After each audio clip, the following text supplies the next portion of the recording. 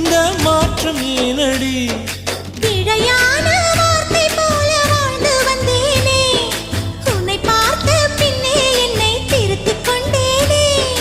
புரியாத கவிதை போல வாழ்ந்து வந்தேனே, அவையாவும் முந்தன் கண்ணில் அர்த்தம் கண்டேனே.